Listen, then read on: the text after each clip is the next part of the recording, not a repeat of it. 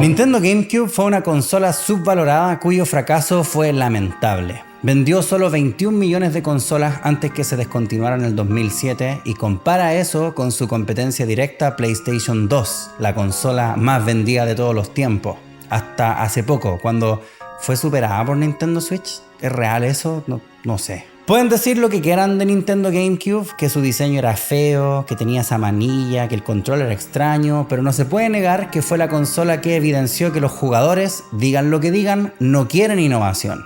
Al menos en ese entonces. Porque fue una consola que intentó innovar por sobre todas las cosas y terminó fracasando igual. Después de Ocarina of Time y Majora's Mask se esperaba una evolución gráfica considerable para The Legend of Zelda, tal como nos hicieron creer con esta demo técnica de Link peleando contra Ganondorf, pero en lugar de eso tuvimos The Wind Waker, que ahora es apreciado dado que existe la versión de Wii U que reduce mucho del tedio de buscar piezas de Trifuerza en el fondo del océano, pero en esos años no fue bien recibido. Metroid, que estuvo ausente por una generación completa, reapareció en 3D y en primera persona, en una saga que sigue siendo aclamada aunque vende muy poco. Wario tuvo su primera aventura completamente en 3D. Luigi pasó a ser el personaje principal por sobre Mario con un juego que lo posicionaba como protagonista, y Resident Evil 4, un título totalmente revolucionario, era exclusivo para Nintendo GameCube. Paradójico, porque ahora está en todos lados.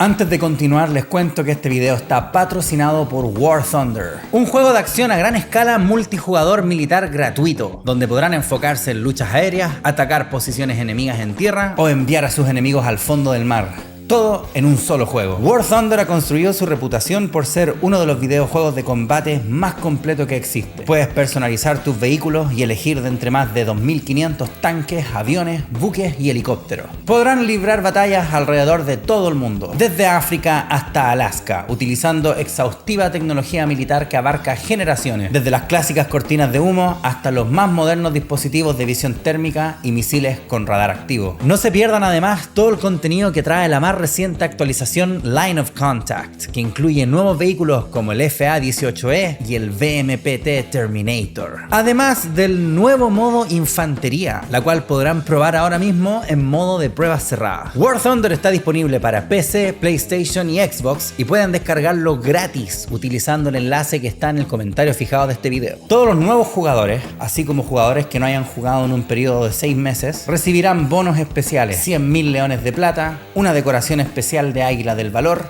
y mucho más. Y para esos largos viajes en micro también pueden descargar War Thunder Mobile, un juego totalmente gratuito disponible tanto en Android como iOS. Y pueden descargarlo también mediante el enlace del comentario fijado. Si esperan velocidad, tácticas y adrenalina en estado puro, War Thunder es para ti. Y habiendo saludado a nuestro patrocinador, continuamos con el video. La relación que tenía Capcom con Nintendo, específicamente con GameCube, fue especial. Shinji Mikami, creador de la franquicia, estaba frustrado con lo difícil que era desarrollar juegos para PlayStation 2 y el poco soporte que ofrecía Sony en aquel entonces hacia sus colaboradores. Debido a eso, Capcom y Nintendo forjaron una alianza para que GameCube fuera el hogar de la saga completa de Resident Evil, al menos hasta ese entonces. Lanzaron un remake del primer juego exclusivamente para GameCube, juego que personalmente siento que es el pick de la franquicia. Resident Evil 4, la más nueva entrega que todos estaban esperando y que además pasaría a ser el favorito de los fans, también era exclusivo para GameCube. Y por si eso fuera poco, en noviembre del 2002 se lanzó Resident Evil 0, precuela del primer juego y también totalmente exclusivo para Nintendo. La historia detrás de Resident Evil 0 es interesante, porque el concepto nació de la necesidad de crear una entrega de Resident Evil para Nintendo 64. Algo que se creía poco viable dadas las limitaciones de aquellos cartuchos, hasta que Angel Studios logró esa tremenda hazaña de comprimir todo Resident Evil 2, un juego de 2 discos de PlayStation, en un solo cartucho de 64 megabytes, un décimo de la capacidad de solo un disco de PlayStation. El problema con esto fue que al existir tantas entregas de Resident Evil para ese entonces, el proyecto para Nintendo 64 debía innovar. Innovación que no cabría en un cartucho de 64 megas, aunque hicieran toda la magia que hizo Angel Studios en aquel entonces. Por eso Capcom tomó el 20% que ya llevaba desarrollado de Resident Evil 0 y lo adaptaron para Nintendo GameCube.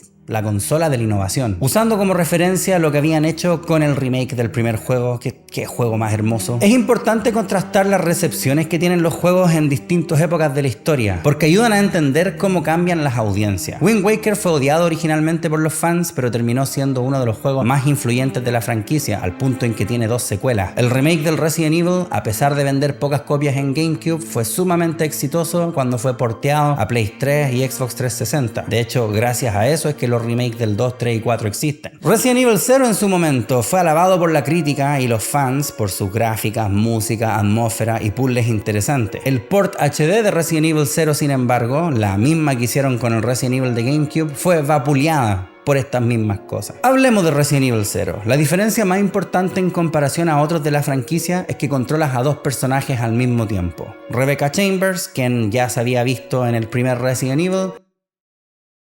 It's me, Chris. Is that you, Rebecca? Y Billy Cohen.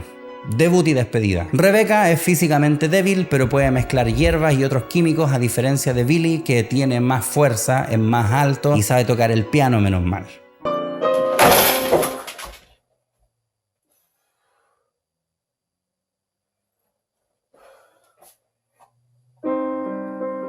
Las dinámicas que se dan entre estos 2 personajes son atractivas, porque hay que equilibrar las fortalezas y debilidades de cada uno, no solo cuando se trata de combate, sino también para los puzzles. Billy, que es más fuerte, puede maniobrar un ascensor para que suba Rebecca, por ejemplo, así como Rebecca, al ser más ligera, puede caber en espacios más pequeños. O un personaje debe apretar un botón al mismo tiempo en que otro personaje, o enviarle un objeto por medio de un elevador, etc. Es por este componente que los puzzles de Resident Evil 0 son muy originales en comparación a sus contrapartes. Sí, igual hay momentos más simples de empujar caja, como si fuese un Tomb Raider clásico, pero no todo se reduce a encontrar llave, abrir puertas. De hecho, hay puzzles bien difíciles, a pesar de que muchas veces esa dificultad se siente artificial. Pero hablaremos de esa dificultad artificial más adelante. Por algún motivo, a la gente de Capcom no le pareció suficiente innovación esto de controlar 2 personajes al mismo tiempo, y debido a eso cambiaron un aspecto histórico de la franquicia, eliminando por completo los baúles donde podías almacenar tus ítems.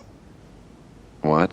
Esto significa que si ahora tu inventario está lleno, al toparte con un ítem importante, puedes botar una de las cosas que andas trayendo, dejarla literalmente en el suelo para poder hacer espacio para ese nuevo ítem y dejar cosas desparramadas por todos lados. El mapa toma nota de dónde dejaste cosas tiradas, así que siempre puedes volver por ellas más tarde. Entiendo por qué surgió esta idea de eliminar los baúles, para mitigar el backtracking que, si bien es representativo de la saga, últimamente no se estaba manejando muy bien, como en el caso de Code Verónica, donde había que cubrir mucho espacio entre un ítem y otro. No es demasiado entretenido encontrar un ítem que necesitabas urgentemente solo para ver que no tienes espacio para recogerlo y tener que devolverte a la mierda del mundo a un baúl para poder hacer espacio solo para volver a ese lugar a la mierda del mundo. Estoy de acuerdo que hay que lograr un equilibrio delicado entre espacio a cubrir y ubicación de baúles, pero derechamente eliminar los baúles crea una gran cantidad de problemas que antes no existían. Cada personaje ahora tiene solo 6 espacios de inventario, 2 menos que los de Resident Evil 2, por ejemplo. Y uno podría pensar, ok,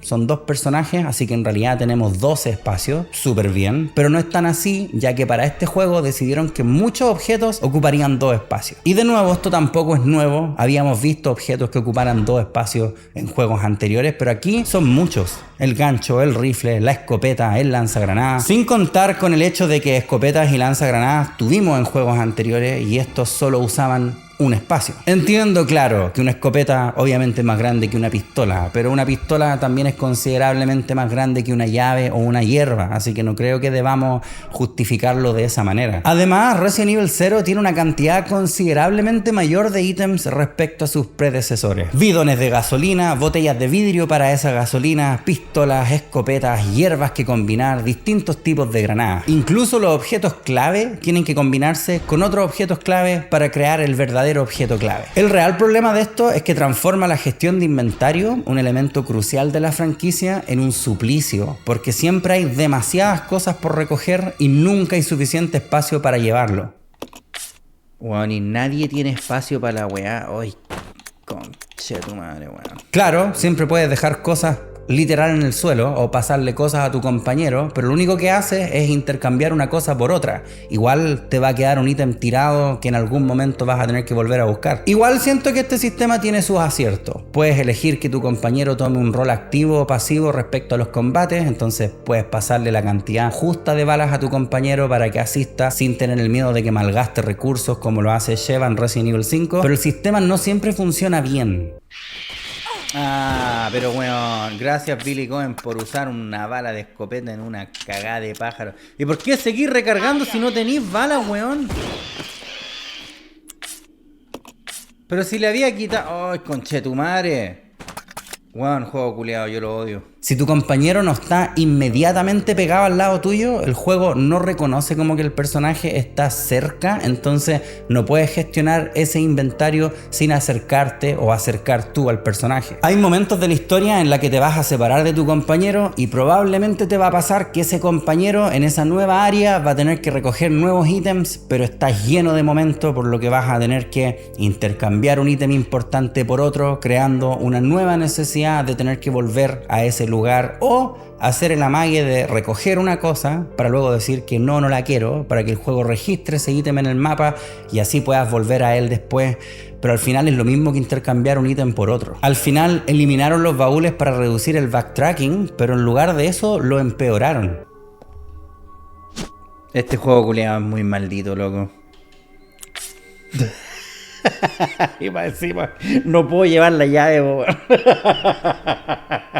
Entonces hay dos maneras en que el juego va a funcionar para ti. O vas a tener todo el mapa regado de ítems por todas partes, o vas a crear tu propia versión de un baúl donde vas a dejar todas las cosas que no estés usando tiradas en el suelo de una habitación. Y aunque hay cierta libertad en eso, de poder decidir tú dónde quieres dejar tus cosas, el juego no transcurre en un solo lugar. Y hay ítems que son clave. Entonces, si tienes una habitación que destinaste para guardar todas tus cosas, prepárate a luego ir a buscarlas todas de nuevo y trasladarlas a una nueva habitación baúl que vas a tener que crear en esta nueva ubicación, que es mucho mejor que tener que recorrer distintas habitaciones recogiendo ítems de a uno. Y prepárate a hacer eso más de una vez porque hay 4 áreas diferentes en Resident Evil 0 y no tienes cómo anticipar cuán lejos va a quedarte todo. Y ese es otro problema gigante que tiene Resident Evil 0, porque Resident Evil 0 por la misma mierda tiene mucho ensayo y error.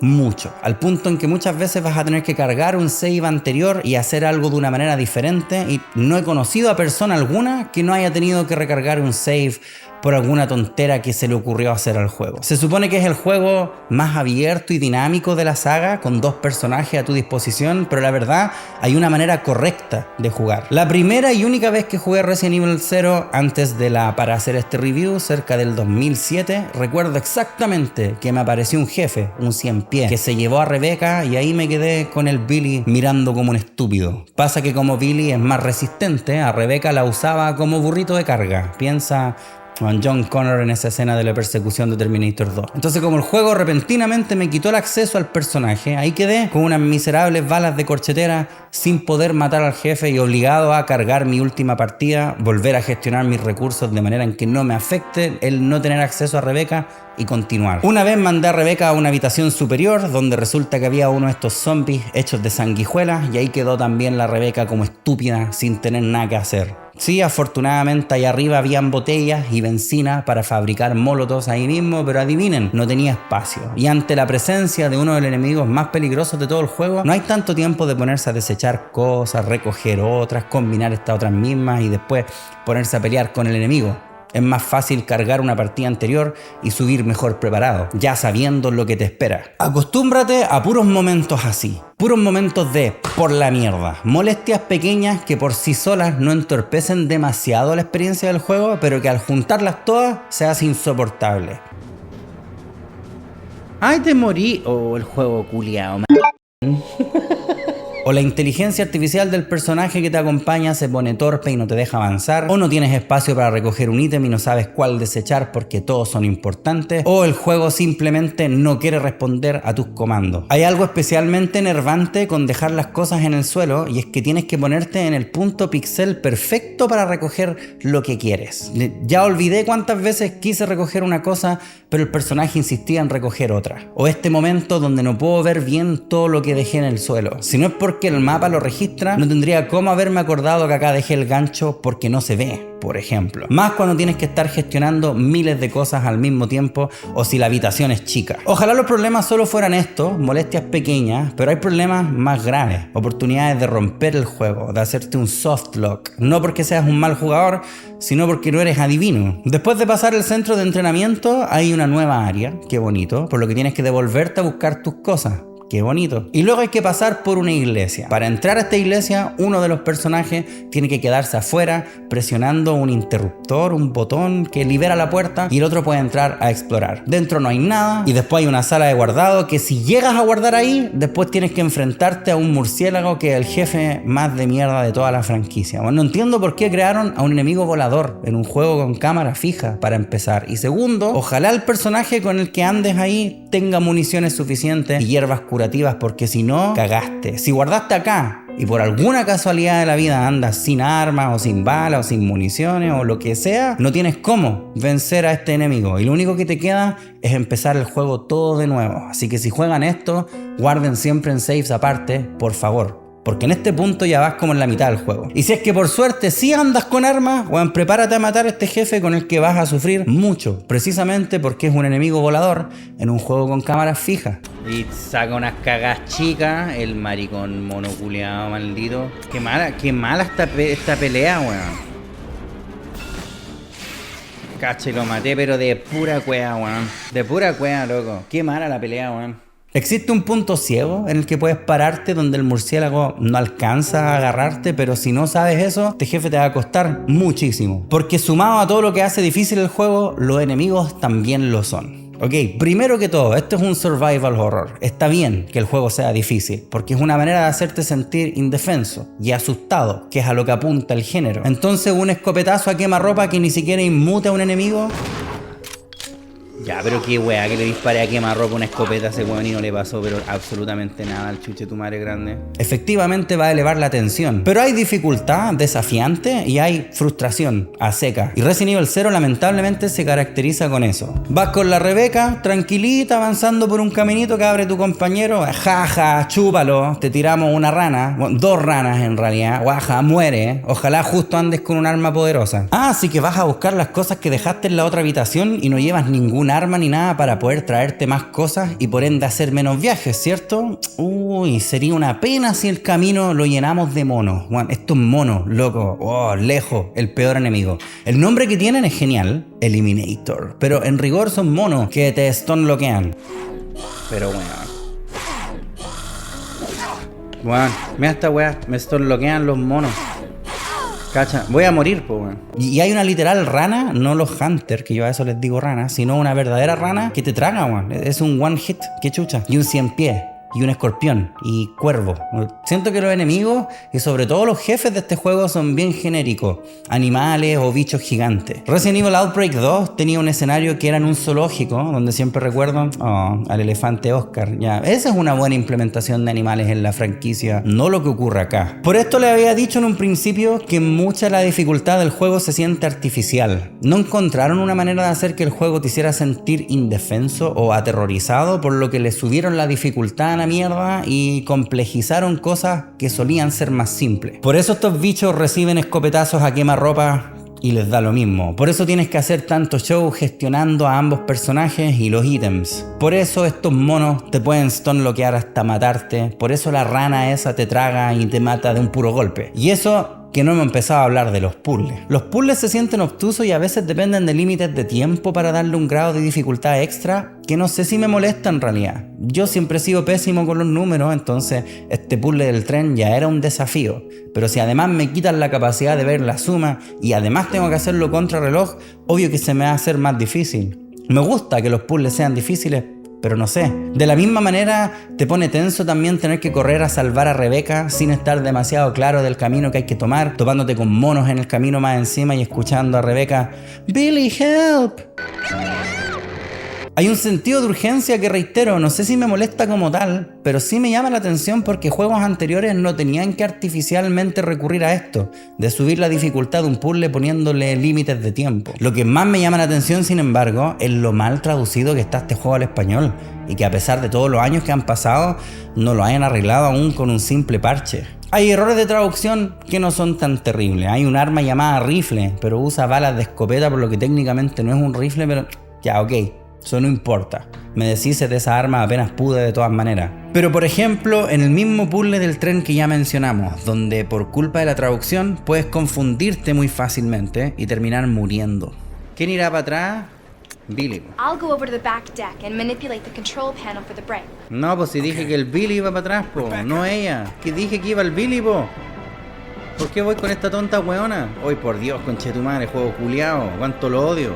Eso es porque en inglés dice who will stay behind, que significa quién se va a quedar atrás, como onda quién no va a ir, a quién no va a recorrer el tren completo una vez más, no quién irá por detrás. Y si uno de tus personajes está moribundo, lo último que quieres es que vaya para allá él, ¿cierto? El peor caso, sin embargo, es para este puzzle de los animales, uno de los más complicados de la franquicia. De por sí ya es algo difícil de descifrar, imaginar quién ganaría en una hipotética batalla entre un caballo y un lobo, o si hay que encender los animales de más débil a más fuerte, de más fuerte a más débil, o según la cadena alimenticia, o etc. Pero la traducción en español elimina líneas que son cruciales para poder resolver este puzzle. La descripción del lobo en español dice: las bestias más feroces se postran ante mí, temerosas de mi inteligencia. Mientras que en inglés dice que su inteligencia le permite doblegar incluso a animales con cuernos. Una directa referencia al orden del puzzle. Lo mismo la descripción del águila.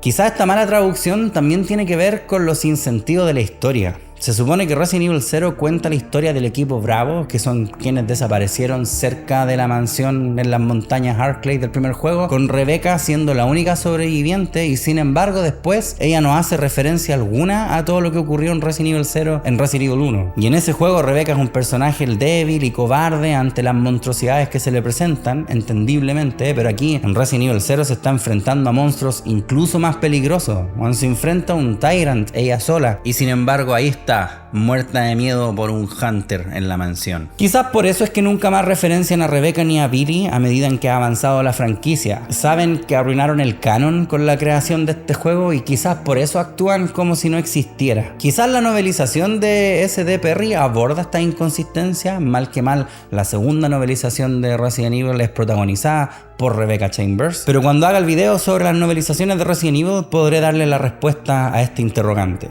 Entonces, respondiendo al interrogante del video, ¿es Resident Evil 0 injustamente odiado? ¿Es solo generación de cristal que sufre ansiedad de cámara fija? Bueno, no. Resident Evil 0 tiene muchos problemas, y eso viniendo de una persona que es mucho más fan de las iteraciones clásicas de Resident Evil más que el enfoque de acción que ha tomado ahora. De cierta manera aprecio que Resident Evil 0 haya intentado ser un juego sumamente más difícil y que te haga planificar tanto, pero creo que se excedieron. La innovación de controlar a dos personajes al mismo tiempo ya era más que suficiente, no era necesario además eliminar los baúles. De hecho hay un mod que vuelve a implementar baúles en el juego y muchos dicen que hace la experiencia mucho más llevadera y que es la manera de poder apreciar el juego. Yo la verdad tampoco lo detesté tanto. Claro, en un principio era más frustrante que la mierda, pero una vez te acostumbras a las reglas del juego en específico, se hace mucho más entretenido. El problema es que para esa altura, ya cerca del laboratorio, el juego ya está terminando de todas maneras y existe muy poco incentivo para volverlo a jugar. Siempre me preguntaba a mí mismo, ¿por qué si el primero lo terminaba 1000 veces, así como el segundo, el tercero y el Code Verónica, nunca había vuelto a Resident Evil 0? Y creo que tengo la respuesta. Los niveles están muy mal diseñados, hay demasiado ensayo y error, los enemigos son molestos y la historia no tiene ningún sentido. Aún así, es algo atrapante ver tantas malas decisiones hechas en una franquicia que lleva décadas de éxito. Si eres fan de la franquicia, yo igual recomendaría que le eches un ojo, que vivas la experiencia, pero sabiendo que quizás no lo vayas a disfrutar para nada, o ponle el mod de los baúles cuando el juego esté en oferta, no sé. Ahora solo nos queda esperar a ver qué va a pasar con Resident Evil Requiem. Y nuevamente muchas gracias a War Thunder por patrocinar este video. Si lo quieren descargar y jugar de manera completamente gratuita, pueden hacerlo mediante el enlace que está en el comentario fijado. Si llegaste hasta acá, muchas gracias por ver este video, espero que les haya gustado mucho. No olvide dejar un like en este video, que obviamente le gusta mucho a YouTube, un comentario contándome qué le pareció y suscribirse a este canal. Muy poca gente se suscribe a este canal, entiendo que ya no está de moda suscribirse a los canales. Háganlo, por favor, ya. La única manera de yo poder saber cuántos de ustedes en realidad están esperando estos videos. Nos vemos pronto con más videojuegos QLS. Chao, chao. Listo, Resident Evil 0 terminó. Excelente juego, no lo quiero jugar nunca más en mi vida.